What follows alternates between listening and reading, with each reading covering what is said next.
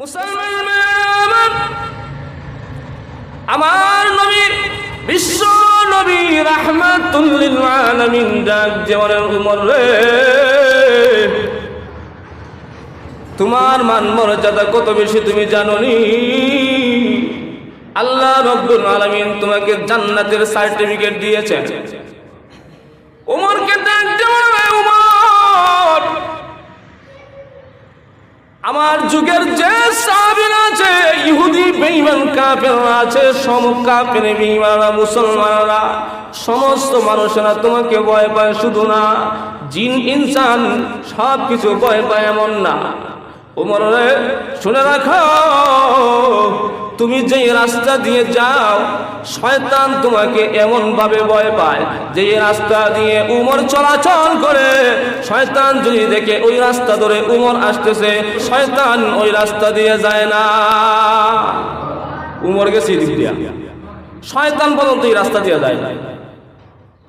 মুসলমান হযরত উমর রাদিয়াল্লাহু তাআলা আনহু খেলাফতের সময় দুই সাহাবী জায়গা নিয়ে ঝগড়া লেগেছে। প্রতিবেশী জায়গার সাথে জায়গায় থাকলে জায়গা নিয়ে ধাক্কাতে কি হয়? কি হয় না? ক্ষেতের লাল নিয়া আই রে বাপ রে বাপ, ক্ষেতের লাল কুবাইতে কুবাইতে কার এই দিক দিয়ে কতটুকু ঢুকাইব। আর বাড়ির সাথে যদি শিম থাকে, আমিন দিয়ে মাইপেয়া, আমিন আইন দিয়ে মাইপেয়া শিমের কুড়ি বসায়, রাত হয়ে গে ওই দেখে আগের যে কুড়ি আসছিল এই কুড়ি জায়গাত নাই, নতুন করে আরেক কুড়ি একার ভিতরে ঢুকছে। কথা বলেন না কেন? জোরে কথা বলেন, ঠিক কিনা? আগের দিন সকালবেলা আমিন দিয়ে ভাবছে, পরের দিন এই কুড়ি নাই, এটা গায়েব হয়ে যায়, মনে হয় ফেরেশতা লয়ে গেছে, মানে জিবরাইল আইছিল কুড়ি উড়ে লয়ে গেছে। আমার দেখবেন মাটির নিচে নতুন করে একার ভিতরে ঢুকাইয়া কুড়ি কেটে দিছে। তোর না কুড়ি গাছ ছিল, ওই যে দেখলে মাটির নিচ থেকে উঠছে। কি টেলাটেলি! সবচাইতে বর্তমানে সবচাইতে বেশি দাঙ্গা হাঙ্গামা তৈরি হয় জায়গা নিয়ে। এলাকার মাতব্বর গুলো ওই জায়গা নিয়ে দাঙ্গা হাঙ্গামা লাগাইয়া রাখে এলাকার মধ্যে, যে যার যার জায়গার সাথে এক একজনের সাথে যদি দাঙ্গা হাঙ্গামা লাগাইতে পারি তাহলে তো আমাদের পকেট গরম। এক একজন বিচারক নিবে আর পকেট গরম করে করে আসবে, আর এই বিচার কোনোদিন শেষ হয় না। এটা শেষ হয় না, এটা বাজাইয়ে রাখে একের পরে এক মসজিদের পরে আরেক মসজিদ, এভাবে বাজাইতে টানা পর্যন্ত নিয়ে যায়, পরে আবার ঘুরে আনে, আবার নিয়ে যায়, পরে কোর্ট কাছারি পর্যন্ত নিয়ে যায়। 10 বছর এই হাঙ্গা দাঙ্গা আর শেষ হয় না। আছে না নাই? মুসলমান ওই সাহাবী হযরত উমর রাদিয়াল্লাহু তাআলা আনহুর কাছে নালিশ জানাতে গিয়েছে। প্রতিবেশীর সাথে জায়গা নিয়ে সমস্যা হয়েছে। তার প্রতিবেশী বলে তার জায়গা এক হাত এই দিকে, তিনি বলেন না, সীমানাটা হলো এক হাত সেই দিকে। উমর রাদিয়াল্লাহু তাআলা আনহুর কাছে সমাধান করার জন্য, উনি নালিশ জানানোর জন্য গিয়েছে।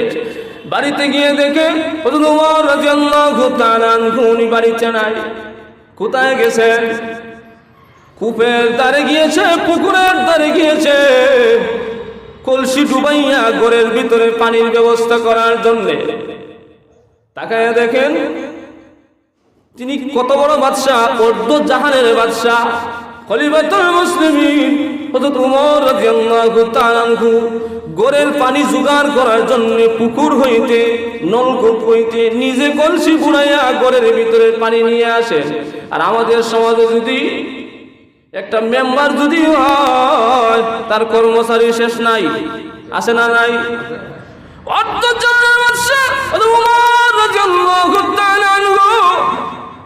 নলকূপের কাছে গিয়েছে, কলসি ডুবাইয়া ঘরের ভিতরে পানি নিয়ে আসবে।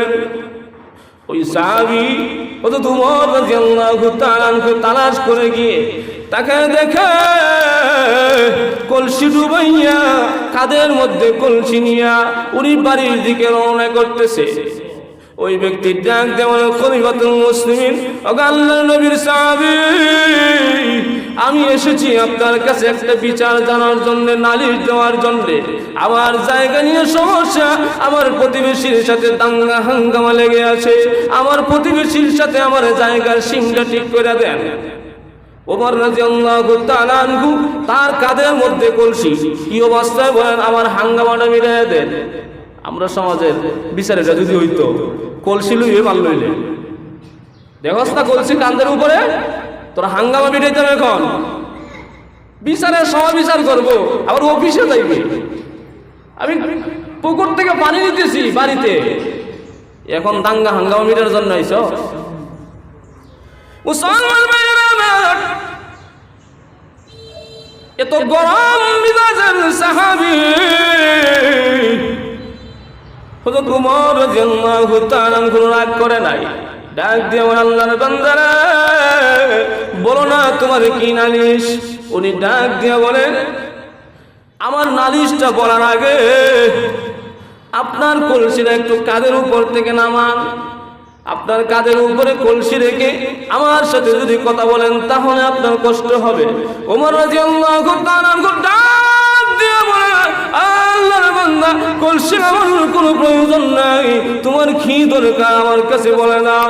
ওই সাহাবী ডাক দিয়ে না না, আপনার কাঁধের উপরে কলসি রেখে আপনার সাথে যদি আমি আপনাকে দাঁড় করে এইভাবে কথা বলি, আপনারা খলিফাতুল মুসলিমিন, আপনি আল্লাহর নবীর সাহাবী, আপনার কষ্ট হবে, এই জিনিসটা আমার বেদবি হয়ে যাবে, আপনার সাথে এরকম বেদবি করতে পারবো না, এই জন্য কাঁধ হইতে কলসিটা নামায় নেন। ওমর রাদিয়াল্লাহু তাআলা আনহুকে যখন বারবার কাঁধ হইতে কলসি নামানোর জন্য বলেছে, ওমর রাদিয়াল্লাহু তাআলা আনহু কলসিটা কাঁধ হইতে নামায়া হাঁটুতে রাখছে।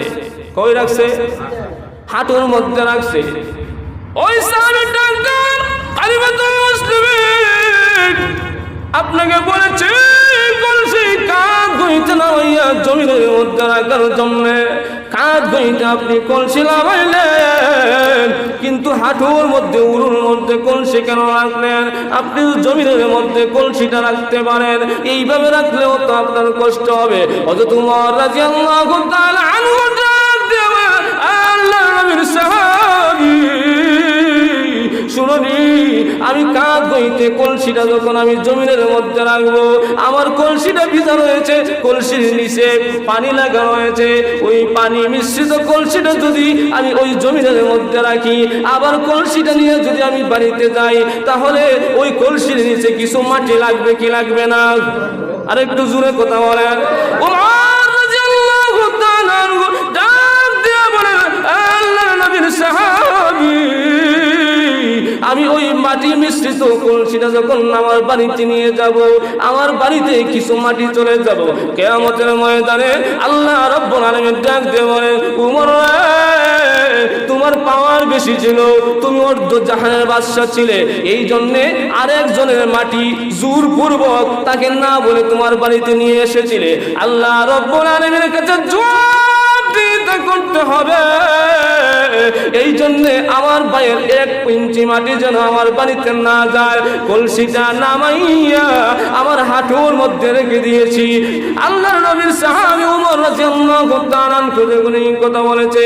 ওই সাহাবী ডাক দিয়ে বলেন খলিফাতুল মুসলিমিন আপনার কাছে যে বিচার নালিশ দেওয়ার জন্য আমি এসেছি, ওই বিচারটা হলো আমার প্রতিবেশীর সাথে আমার জায়গা নিয়ে সমস্যা ছিল, আমার প্রতিবেশীর সাথে জায়গা নিয়ে সমস্যা বেঁধেছিল, কিন্তু আপনার ওই ন্যায় বিচার দেখে, আপনার চরিত্র দেখে আমার নালিশটা বলে গিয়েছি।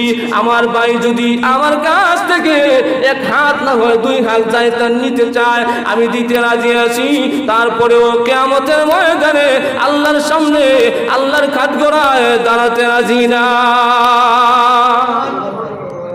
আমি আসছি 1 হাত জায়গার জন্য, আর উমর 1 ইঞ্চি মাটি বাড়িতে নিতে চায় না, আর আমি যে তার কাছ থেকে বিচার করে 1 হাত মাটি আনবো, যদি সঠিক অর্থে যদি ওই জায়গার মালিক আমি না হই, বিচার করে যদি আনি, আল্লাহর কাঠগড়া দাঁড়াতে হবে। যে উমর অর্ধ জাহানের বাদশা, সে ওই 1 ইঞ্চি মাটি নিতে চায় না, আর আমি আসছি 1 হাত ছেড়ে দিলাম, দরকার বলে 1 হাতের জায়গা সে 2 হাত দিয়ে যাক, তারপরে সুখে থাকুক, কিন্তু কিয়ামতের মাঠে আল্লাহর কাঠগড়া দাঁড়াতে আমি রাজি না। জোরে কোন সুবহানাল্লাহ। এটা হলো ন্যায় বিচার। ন্যায় বিচারের কারণে সমাধান, মারামারি নাই, কাটাকাটি।